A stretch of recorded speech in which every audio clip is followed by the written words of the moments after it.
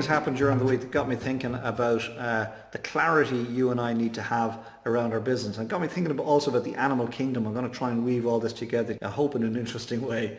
First thing that happened was I was part of a team manning an exhibition stand at a trade show.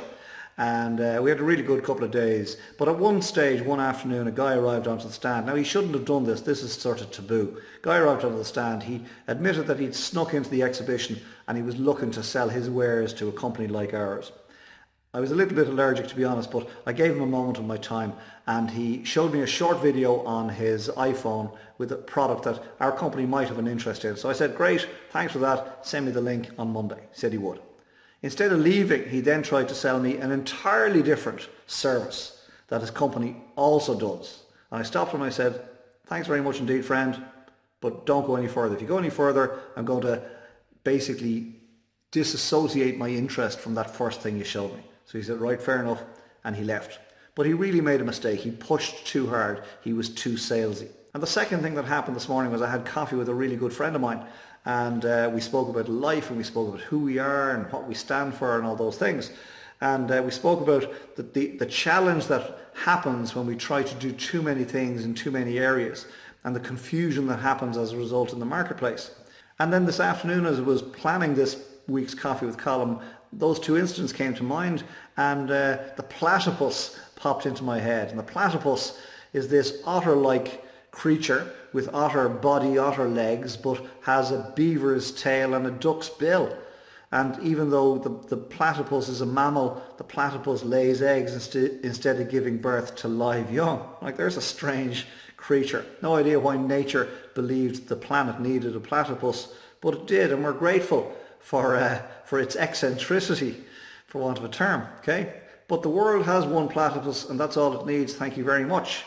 And the real question is your business a platypus? Are you trying to do a bit of this and a bit of that and a bit of the other? And whatever somebody over here says, oh yeah, we wouldn't mind something like that. Oh yeah, we do that too. And over here, oh yeah, we do that too.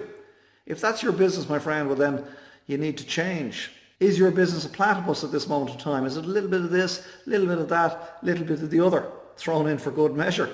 Because if it is, while it may not fail, it'll never scale, it'll never grow to anything significant, because it can't, because it doesn't know in which direction to go.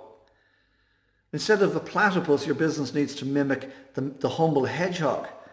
Allow me to explain. There is a hedgehog concept of business.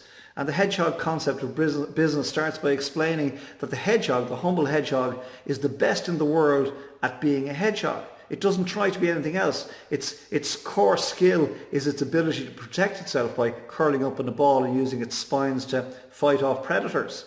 It's the very best in the world at being a hedgehog. And the hedgehog concept of business asks you and I to ask ourselves, what can we be the best in the world at?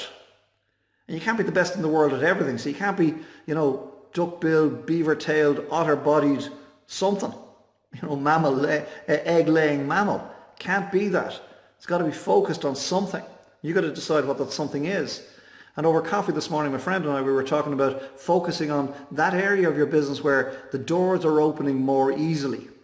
Go with the flow. What doors are opening for you most easily at this moment in time? Explore them. Stop knocking hard on the door over here that nobody's answering. Go with the flow. Find your flow. Get into the groove and make haste. And make haste slowly. I'm going to talk about that in a couple of weeks. Make haste slowly, but make haste nonetheless.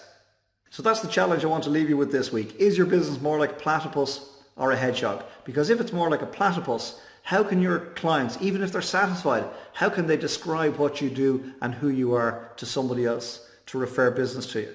Very difficult. If your business, however, is more like a hedgehog, when you know exactly what you are, well, then it's much easier for your clients, your happy clients, to refer others to you. Huge wisdom in that, folks. Be honest with yourself. Is your business more like a platypus or a hedgehog? And if it's more like a platypus, I recommend you take steps to fix it. And thank you for joining me for this week's Coffee with Colm. I hope and trust as ever you got something from it.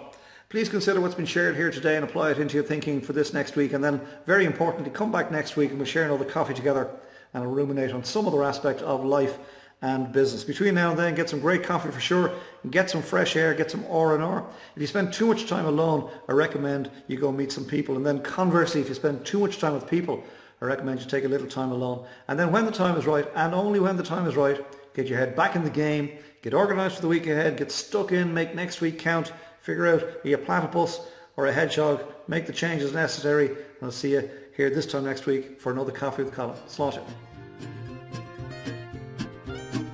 I love great coffee. Talk to you soon. Bye for now.